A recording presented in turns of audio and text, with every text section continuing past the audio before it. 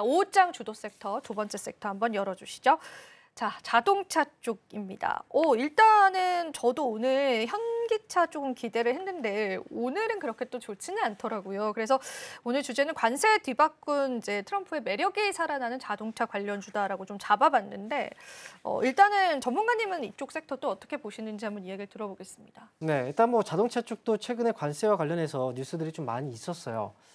기본적으로 개별 관세를 25%를 적용을 받고, 그래서 이거는 피할 수 없는 관세였기 때문에 자동차 쪽은 되게 좀 힘들다라고 얘기를 했었죠. 더군다나 한국의 경우에는 미국 쪽에 수출 굉장히 많이 하고 있죠. 그래서 국내 기업들이 피해를 받고 있었는데 거기다가 이중 관세 적용도 있었단 말이죠. 철강과 알루미늄 이 제품에 대해서 이중 관세를 받을 수 있다. 그런데 이 부분에 있어서는 트럼프 대통령이 한번 이야기를 하면서 이중 관세를 받지 않도록 그렇게 해줬단 말이죠. 원래 관세 정책이 좀 더 강했었는데 미국의 기업 그 자동차 산업을 육성하기 위한 거였죠. 하지만 관세 정책을 좀 더 한 발 물러서면서 자동차 쪽에 대한 희망을 또 다시 또 갖기 시작을 했고요. 여기에서 얼마 전에 영국하고 미국이 관세 협상을 했습니다. 그런데 관세 협상을 보니까 여기에서 이 자동차 쪽에 대한 관세를 좀 무마시켜 주는 일정 대수에 한해서 그렇게 이제 정책이 나왔단 말이죠. 10% 관세만 적용을 해주겠다라는. 그래서 지금 미국에서 트럼프 대통령이 자동차 산업을 굉장히 좀 강하게 관세를 얘기하게 했었는데 이 부분에 있어서도 관세를 줄일 수 있다라는 어떤 기대감들이 또 자동차 관련주들의 수급으로 또 이어지고 있다. 이렇게 볼 수가 있고요. 그래서 지금은 그 자동차 관련주들이 이런 여러 가지 그 악재들로 인해서 주가가 좀 많이 빠져 있는 상태입니다. 그래서 가격적인 부분에서도 저평가 메리트가 좀 충분히 있고요.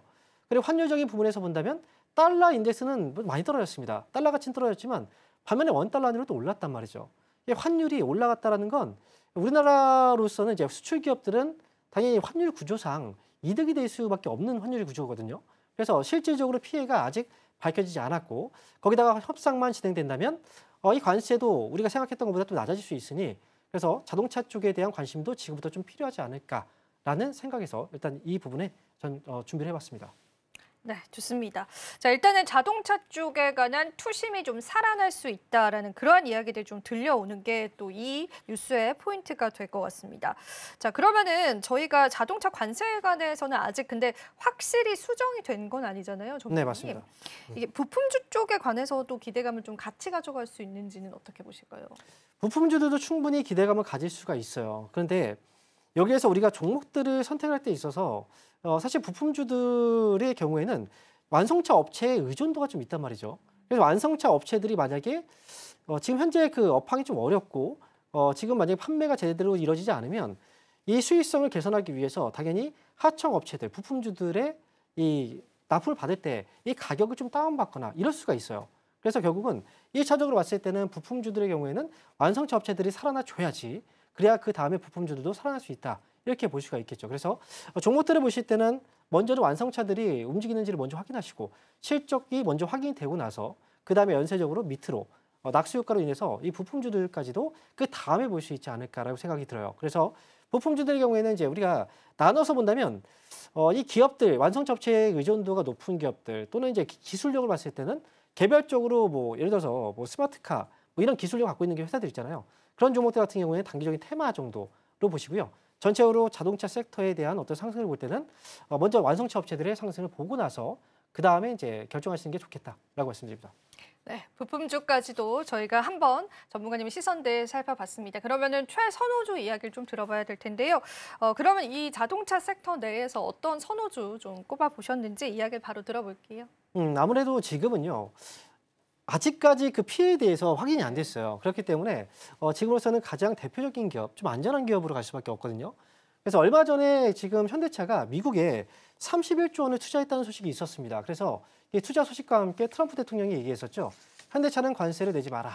물론 관세를 내지 말라는 100% 의미는 아닙니다.